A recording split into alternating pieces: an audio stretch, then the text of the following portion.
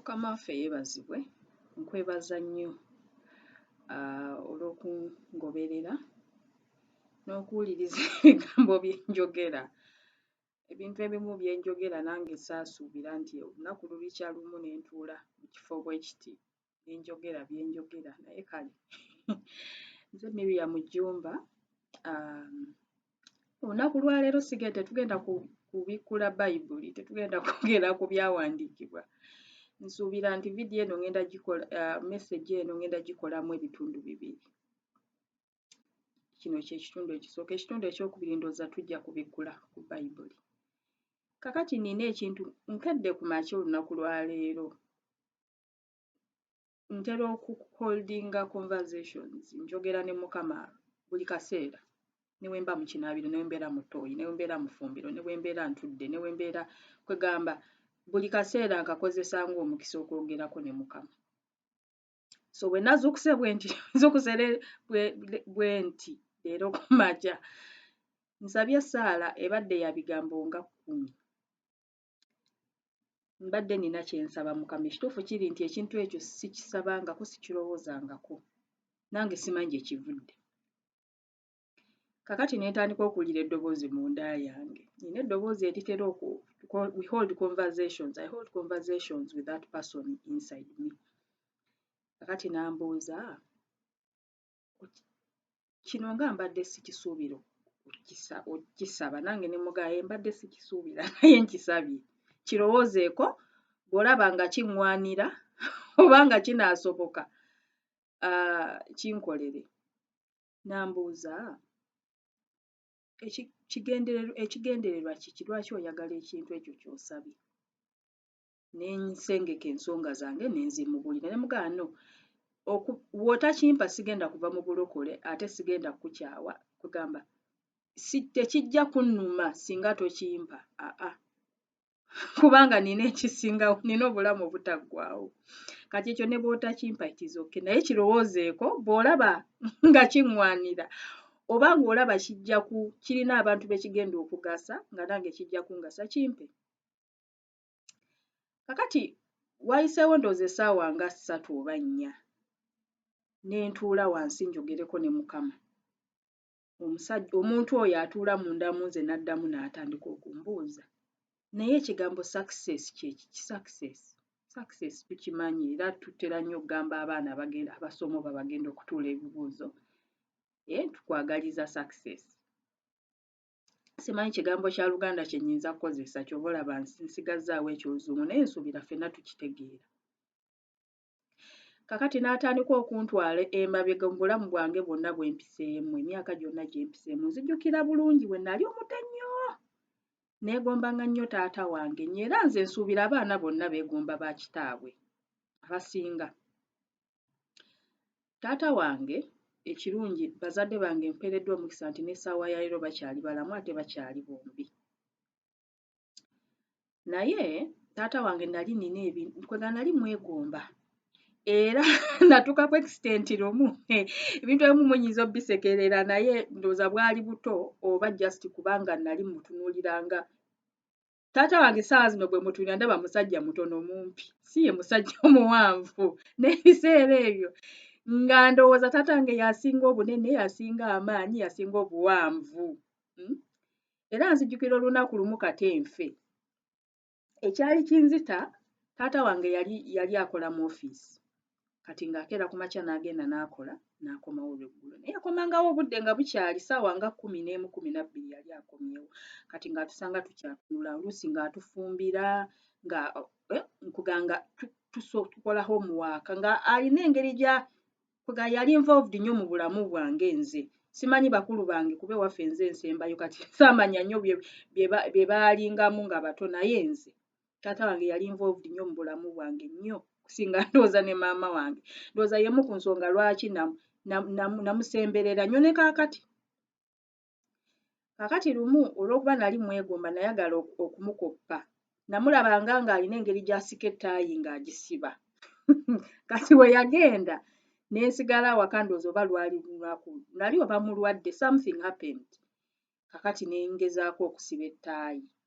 oginyweza mu kuginyweza we namala okuginyweza ne neebaka ng'omwana omuto nalinga neebaka emisana kati ŋŋenda okuzukuka nga ndaba obudde butuuse kirabika taata wange anaatera okudda ate nali saagala nsange nga nnyambadde ettaayi ye kati mu kugezaako okugiggyamu namulaba ng'alina engeri gy'agisika neeta n'agiggyamu kati ne ngezaako naye engeri gye nali omwana omuto mu kifo ky'okugita yeggulewo nsobole okugiggyamu ate nasigala nga ngikola kinkinyweza okulaba nga nfa ne mpita neighbour eyantaasa n'anzigyamu ettaayi kati jjukira tukyali ku mutwe gwe bayita success kyekiki ekintu kino kyekiki fast forward waliwo ebintu ebimu bye neegombanga ng'omwana nga mbyagala nayagalanga nnyo ebinyeebwa ebisiike n'ebindaazi era neegambanga bwe ndikula simanyi lwaki nalowoozanga nti bye bampa tebimmala ndowooza nga bw'omanyi ng'okkuta naye nga oba tomatidde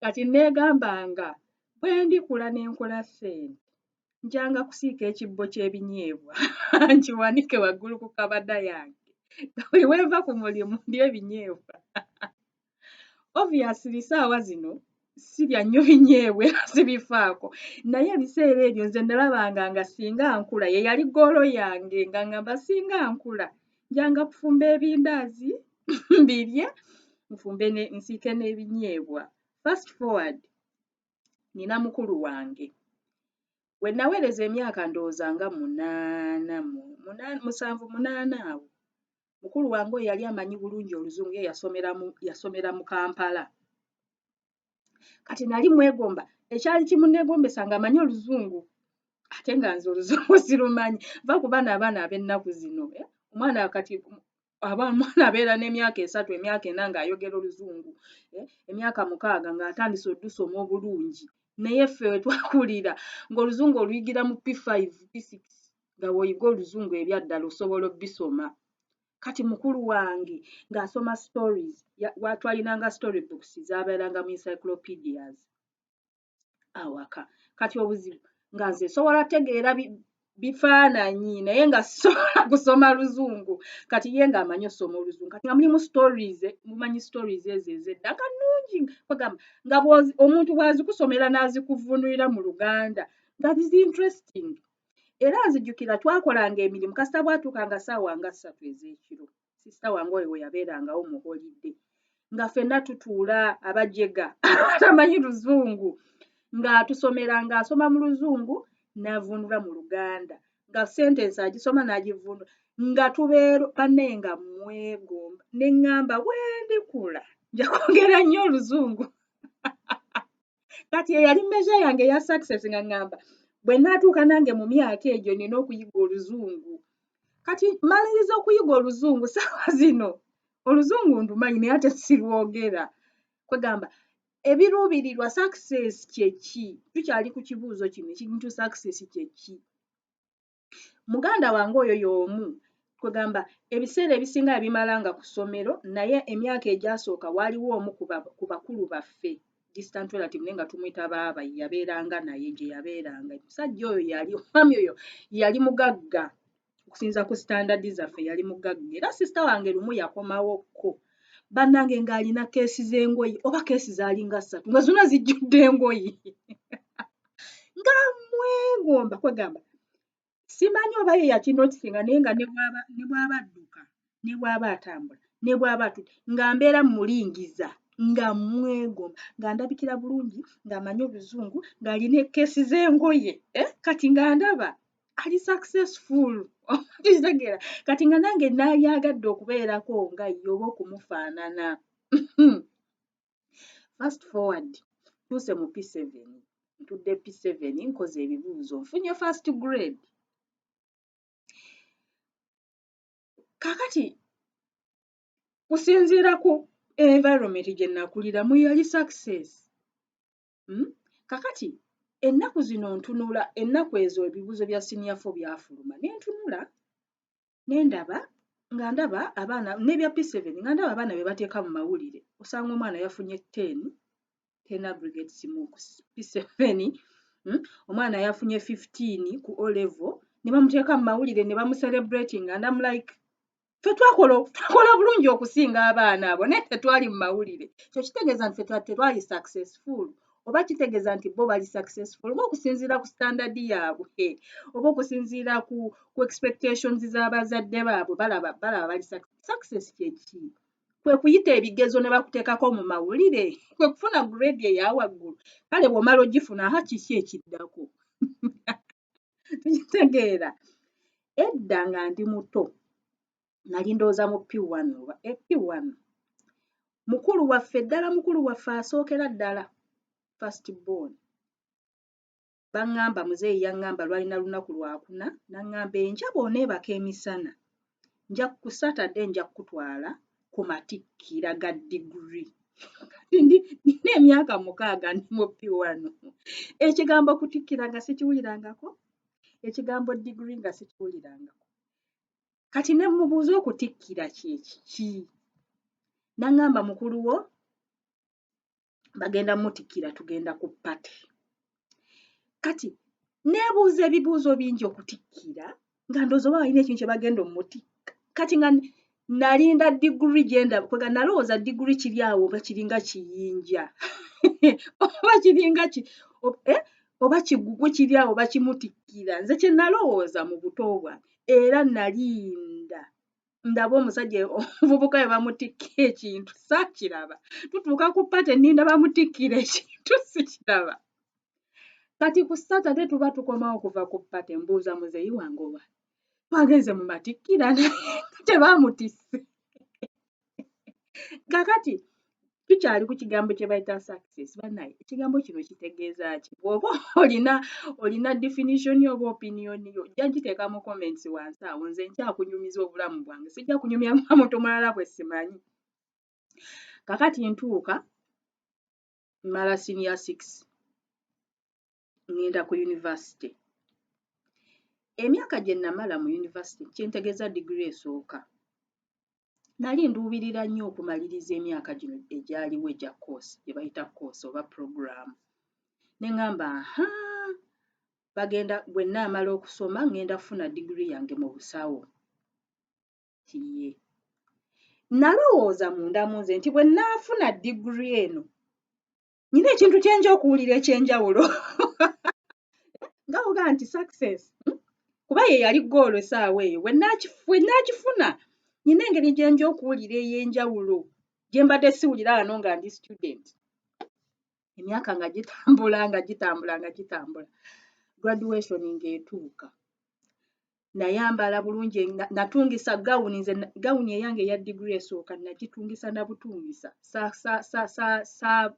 borrowinga bino university kupangisa natungisa custom nakati nkyagirina nagenda ne bantungira gawuni eyange nentunga ekiteeteeyi nengenda ne bankola enviiri zange zaali mpanvu ebiseera ebyo ne nninnya baasi ne ngenda embalala ngenda kuntikkira of course nasangayo mikwano gyange bye mbadde ndudde okulaba nga bw'obimanyi we bibeera ntuuka okututikkira navaayo simatidde nga mbadde nina ekintu kye njagala okukwatako nga mpulira kwegamba nga bw'onoogamba nti ngezezaako okukunukkiriza ekintu kino mbadde ndowooza nkituuseeko naye ate bwe nfunye kye mbadde ndowooza nti kiri mu kintu ekyo ate sikifunye mpulira nina ekimbulako oba mwamwe simanyi oba namwe mwali mukiwulifiirinzeeko nga bw'onoogamba nti bwe naafuna degree eno kirabika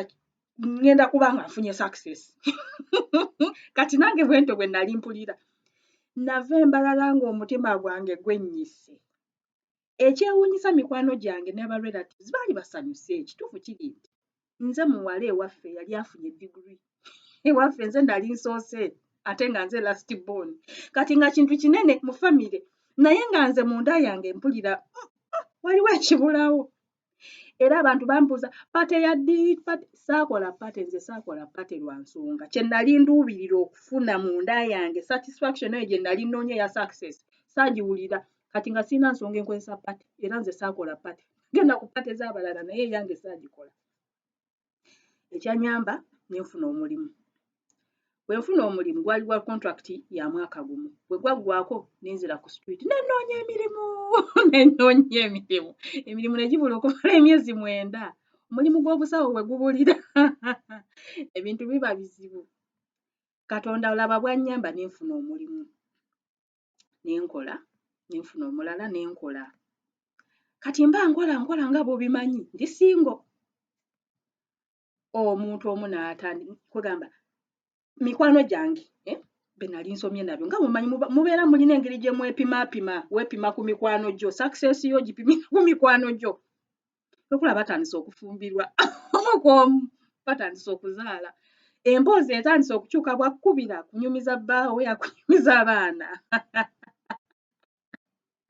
nze sirina mwami sirina boyfriend sirina baana kati nokula nga kirabika bwe naafumbirwa nensala ku baana nja kuba ntuuse success nja kuba ngifunye twoza tukitegeera kati nga bw'obimanyi pressures zibeera nnyingi ku mulimu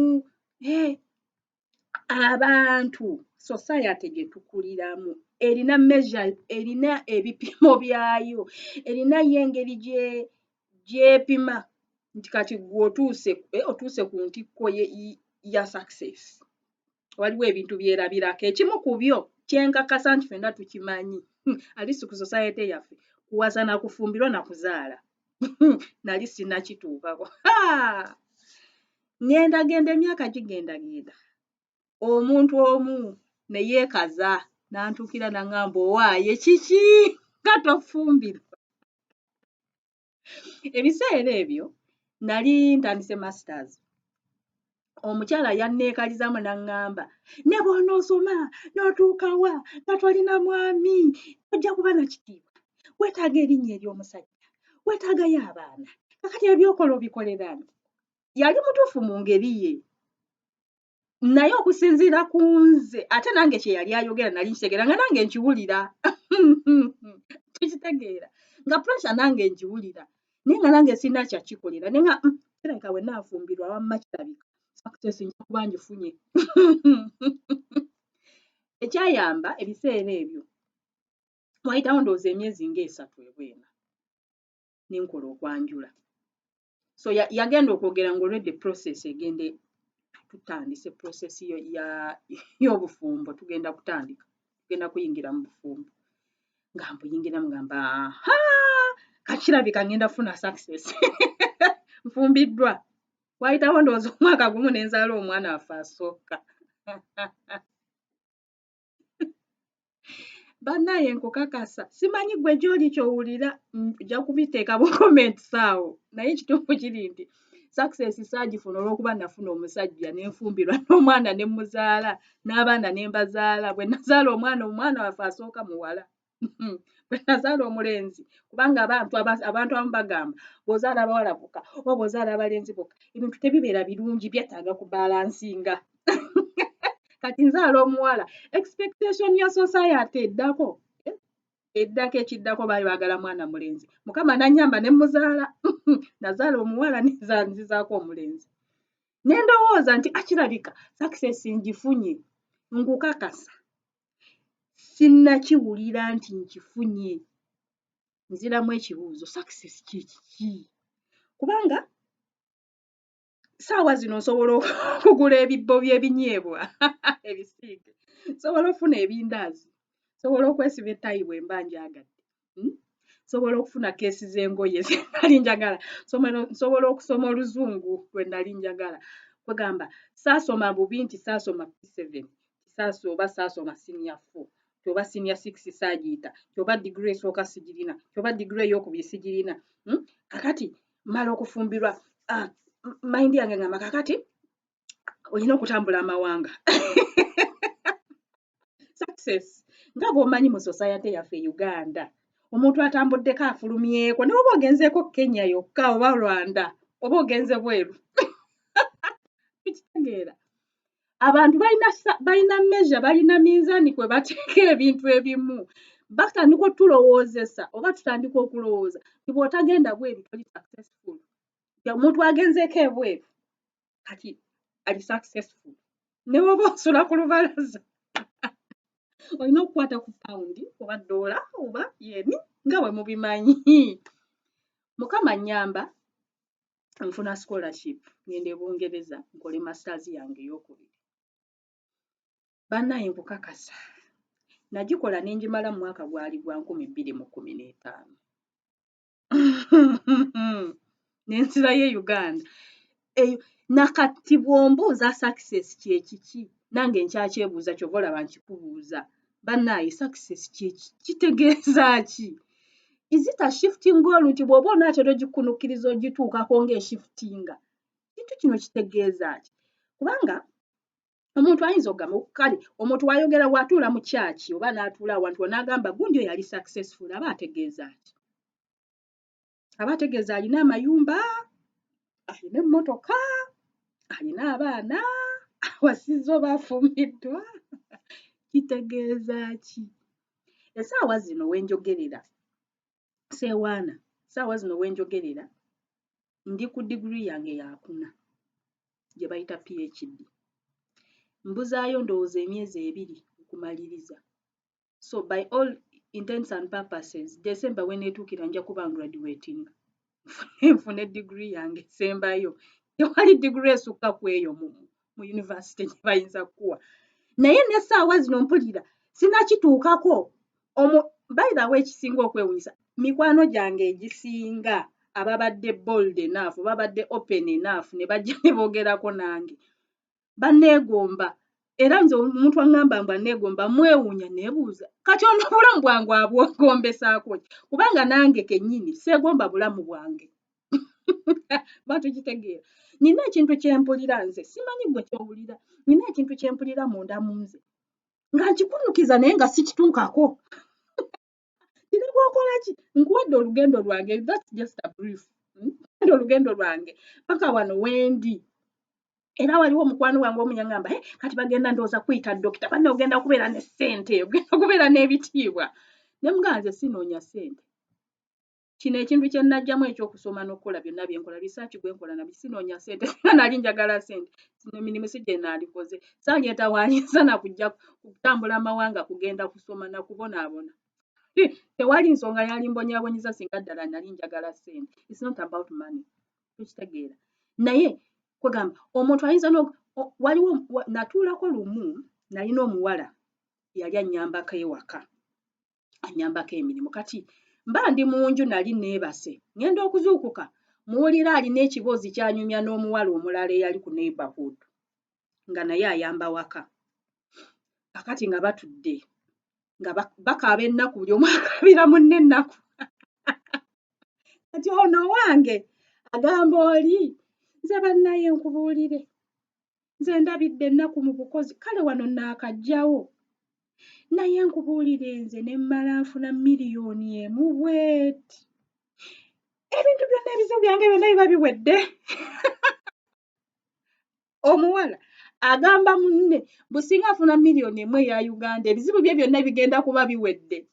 Banne nasirika nali mu nju n'ensirika n'akambalinde bamaliriza okunyumya ndyoke nzije mbawabule.